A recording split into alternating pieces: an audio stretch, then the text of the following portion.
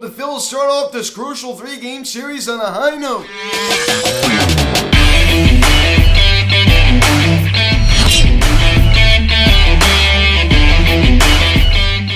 Yo, what is going on, everybody? Welcome to Phillies Hot Stove. Me, the interior cap in last night's game between the Phillies and the New York Mets, as the Phillies defeat the Mets by a score of 2-1 as they take the first game in this three-game series. I mean, despite the missed opportunities last night, leaving 17 runners on base, we still are able to come out with the win. I guess before we get into this video, please subscribe if you haven't yet. Please don't engage the bell. Please like this video, comment on this video, share this video, and let's get into this. So Matt Feeling with a great throw in the bottom of the ninth inning to get starting Marte at home plate. And that was certainly a big one right there. That would have won the game for the Mets. They would have won by a final score 2-1. It would have been a walk-off second base fly for Marcana. But instead, Matt Feeling, I mean, that was huge, right? I mean, he continues to show why he's a very good defender, right? Face planting into the outfield grass. And then he comes up throwing a rocket to home plate to nab starring Marte. So a round of applause for Matt Vierling. The Phillies collected 9 hits off of Max Scherzer last night, and they had 10 as a team total. So, I mean, we certainly were, swinging the bats a little bit last night, but we didn't really capitalize on a lot of opportunities. As I talked about, 17 runners left on base, while the New York Mets had 13. We certainly could have done more with the opportunities that we had, but we still came away with a win. It's nice to know we will not be getting swept out in this series, like we did last time we met the Mets at the end of May, right? We did get swept out in that series, and the Phillies are now trying to prove that this is a much different ball club than when we last saw the New York Mets. Right? I mean, Joe Girardi was still managing this team. Those were his last few days as manager when he would be fired on June 3rd when Rob Thompson took over. So those were his last few days as a manager. We all remember Corey Knebel on Sunday Night Baseball. We had a 1-run lead, and he absolutely blew it, got smacked with a loss. That was just bringing back PTSD. Probably the lowest point of our season. We were about 7 games under 500, and that was just a pretty bad time. But, I mean, this Phillies team, now over 2 months later, transformed into a much better ball club. Despite not having Bryce Harper, they're still able to do this, right? And Kyle Schwarber out of the lineup last night as well. A guy that not only terrorizes the New York Mets, but also terrorizes Max Scherzer. Last time he faced Max Scherzer, at Citi Field on Sunday Night Baseball, he hit 2 home runs off of him. One of them on one knee. So we need this guy to get back in the lineup, right? I mean, I wouldn't really hit him lead off against the Mets because due to, leaving all these runners on base, I think we need a guy in the middle of the lineup to hit the long ball. So it's, it'd be nice to have, when he does come up with ducks on the pond, it'd be nice to have a guy that can get him in, right? So as we get the scoring summary here in the top of the first inning, Al Bohm singles on a line drive to center field. Bryson Stott, we'll get to him in a little bit, comes around to score as it's now 1-0 Philadelphia. So Al Bohm does it again, another big hit off of Max Scherzer, who's one of the best pitchers in all of baseball. Max Scherzer for the first 2 innings, over 40 pitches. So we did a very good job at, ranking up his pitch count. Unfortunately, he would settle down quite a bit as he would go 7 innings. I wouldn't say he was lights out dominant last night. He's very good, but I wouldn't say he was lights out dominant. And the last few times we've seen him this year, we've actually done pretty good against him, I'll say. I will certainly say that. And tonight will certainly be a tough task with Jacob deGrom on the mound. But I love to see this, man. I mean, we actually did a pretty decent job last night on Max Scherzer, despite only scoring 1 run off of him, 9 hits. And picking up here in the bottom of the second inning, didn't take the Mets very long, as Mark Hanna hits a sacrifice fly out to right field. Pete Alonso comes around to score, as the Mets now tie it at 1. Darren Ruff going against his former squad, a guy that absolutely just murders left-handed pitching. I mean, well above an 800 OPS against left-handed pitching, and he has an OPS right around 500 against right-handed pitching. But this is why the Mets went out and acquired Darren Ruff, just simply because of the fact that the Mets really haven't gotten great production off of left-handed pitching. They have a guy that absolutely just destroys left-handed pitching. He's above a 250 hitter against left-handed pitching, but I look at that OPS as a much more valuable stat, and it sits well above 800. So, I mean, that's certainly no slouch for sure. Of course, he was in the lineup last night with the left-hander, Ranger Suarez, taking the mound. So the Mets, with some fundamental baseball, this is why they're in first place. This is why they're a great baseball team, because they execute fundamentals, right? I mean, they do this all the time. When there's a runner at third, less than 2 out, they get him in. It's not like what we do, right? I mean, this is one of our biggest weak points, and it shows why the Mets are a better team than us, right? I mean, they do way more than we do, and it's called doing the little things right. So, of course, we're still able to come away with a win last night, But the Mets certainly the better ball club for sure. Then we pick it up here in the top of the 10th inning. Albert Bohm does it again as he hits his flag fly out to right field the other way. Bryson Stott comes around to score as the Phillies now lead it 2-1. Albert Bohm with some fundamental baseball. I mean, of course the Mets do it right there, and then the Phillies later in the ball game would do it as well. But going back to my point, the Mets do it, much more frequently than we do. Right? For example, the other game against the Marlins, right? Bases loaded, nobody out. We couldn't even get one home. Not one. So that's just unacceptable. That's over, right? We're not going to keep going back to that. I'm just trying to give an example of what point I'm trying to make. So Albert Bohm now puts the Phillies in front, and that would be your final 2-1 Philadelphia. David Robertson in the bottom of the 10th inning, fly ball to move the runner over, a strikeout, and then a ground out to end it. So David Robertson certainly did his job. We used Sergio Dominguez in the bottom, I think. And this is why it's great to have more than one guy that can close. This bullpen is a good bullpen. Most of all, it's structured better.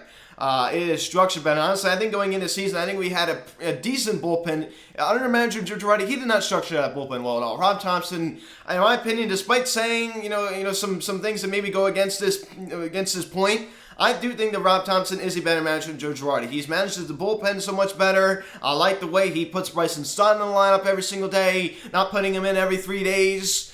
He values young talent. So this is what I like so much more about manager Rob Thompson. So that would be your final. Phillies take the first game in Queens. Noah Syndergaard returns to Citi Field last night, gets a tribute video, and takes off his hat. I mean, I'd say he heard a combination of boos and cheers. Bryson Stott, 3 knocks at a leadoff spot, and he also scores 2 runs. And Bryson Stott made history last night, ladies and gentlemen. Just think about this. He is the first player ever to reach base 4 times in the same game off of Max Scherzer. Think about that. He is the first player ever. It just goes to show you how good Max Scherzer is. He's the first player ever to reach base 4 times against him in the game. So that's just incredible. So hats off to Bryson Stott. I mean, your Phillies has the media player of the game, a 219 average. This guy, he is just playing such better baseball. I mean, 623 OPS, and he just keeps getting higher and higher. I'd love to see it get, towards 700.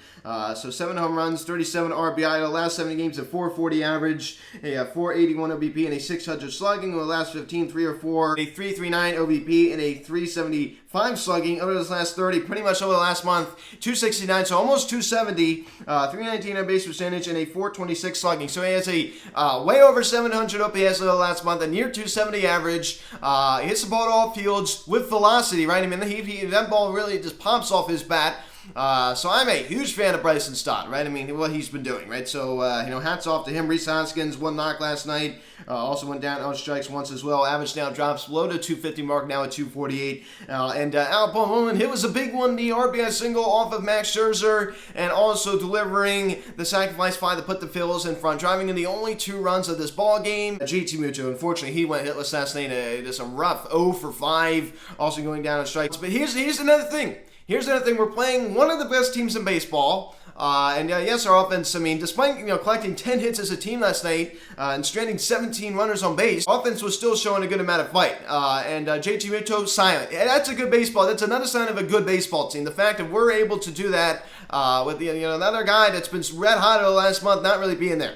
So that's okay. I mean, everybody's going to have an off night. It's not the end of the world. Nick Castellanos, 2 knocks last night. He's going against some legit pitching. I said on Thursday afternoon, I said I was kind of, going after Nick Castellanos and saying, hey, man, he could hit the lousy pitching staffs of the Washington Nationals and Pittsburgh Pirates, but he can't really seem to get the job done. Despite the Marlins being such a bad team, of course, they do have, I would say, an above-average pitching staff for sure. A lot of young arms there. Of course, the Mets are even, farther ahead than the Marlins are, of course, even in that category. Derek Hall, 1 knock last night as well, so he also went down in strike twice. I mean, of course, we're going to see a lot of strikeouts from Max Scherzer on the mound. He's definitely a strikeout guy. And Gene Segura also collecting 1 knock last night as well. A 279 average for Gene Segura.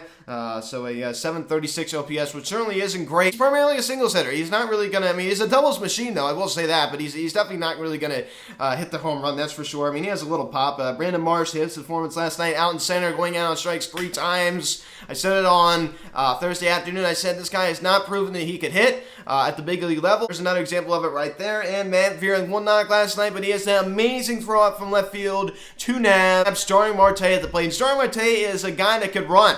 Going back to the album sacrifice fly out to right field, out to Starling Marte. I mean, they easily could have gotten Bryson Stott, but the throw was just way off line. It was not handled very good back there by Tomas Nido. I mean, Bryson Stott would have been out by a mile. That throw would have been accurate.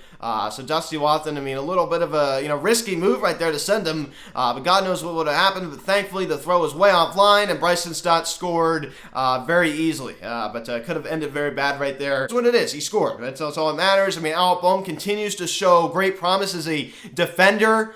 He's just been playing such a better third baseman. A nice barehanded grab last night. Nice throw to first base as well, and that was a nice sequence of events we saw last night of Alec Bohm. So I love his defense. I love what he's been able to do as a defender. He's looked just worlds better. So keep up the good work, Alec Bohm. And Ranger Suarez, 7 innings, 3 hits, 1 run was earned, 2 walks, and 4 strikeouts. 3.52 ERA for Ranger Suarez. Unfortunately, he does not get the win. He did more than just, kept us in the ballgame, right? I mean, this is a deep start last night for him. I mean, when do you ever really see Ranger Suarez go 7 innings? He definitely went the distance last night. I mean, only 3 hits. Think about that. Only 3 hits he allows. Also striking out 4. So, crop it up for Ranger Suarez. He's just been so much better over the last few months. I mean, despite starting off the season on a little bit of a rocky note, this is a good rotation. It is a good rotation. Think about the worst guy in this rotation is Kyle Gibson, and that's a guy that can give you 6-7 innings and allow 3-4. That's certainly no slouch at all. Think about it, that's the worst guy in this rotation, I'd say. I mean, at least out of performance this year. That's certainly very impressive. So, clap it up for Ranger Suarez. Also, a guy that I would definitely consider for player of the game here. Jose Alvarado, 1 inning, 1 hit. Bottom of the 8th inning with a 4.59 ERA. And Trinity Dominguez gets the win, 1 inning, 1 hit. 1 walk. I mean, I was starting to get a little bit nervous there that they would do something, of course, right? They almost did, right? If it wasn't for Matt Fielding's throw, the Mets would have walked it off there. A 1.49 ERA as Sandy Dominguez gets the win, 6-3 on the year. So he walked away unscathed, thankfully. And David Robertson having a runner on second base in that bottom of the 10th inning. Gets a fly out, they move to runner to third, a strikeout, and then a ground out to end it. And that's a Phillies win. 2-1. We are now 63-49, now back 14 games above 500. As the San Diego Padres were in Washington last night, as they came away with the win. They do, because the Nationals are just terrible. Juan Soto returns to Nationals Park. It's a standing ovation. So let me be clear.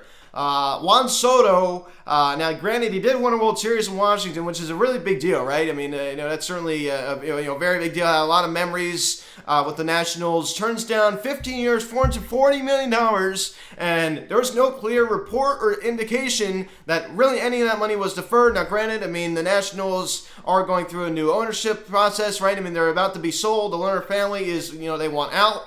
Bryce Harper wins the MVP in D.C. Of course, they don't make it out of the first round with him, but he spends 7 seasons with the Nationals, turns down 10 years, $300 million. Most of that money was deferred, and he gets booed out of the stadium. But yet Juan Soto, gets, a standing ovation. Now, as I said, do I think that Juan Soto is a more controversial player? I do not, right? I mean, Juan Soto is definitely, much more liked than Bryce Harper is. He doesn't have that flair that Bryce Harper has. I mean, Juan Soto definitely has a certain amount of swagger, but in a different way. But I'd say Juan Soto's a little bit more low-key than Bryce Harper. I mean, I do agree with that. And also, Juan Soto was traded to a West Coast team, not an East Coast team, right?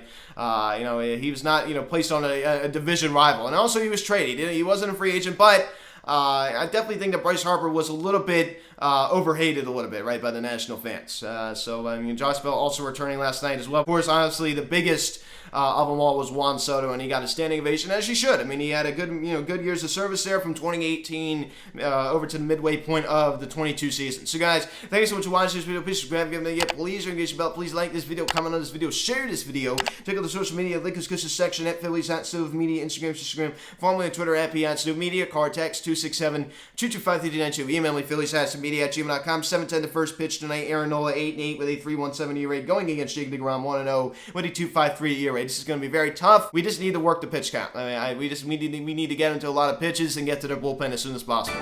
I'm Luke, and I'll talk to you. Let's go Phillies.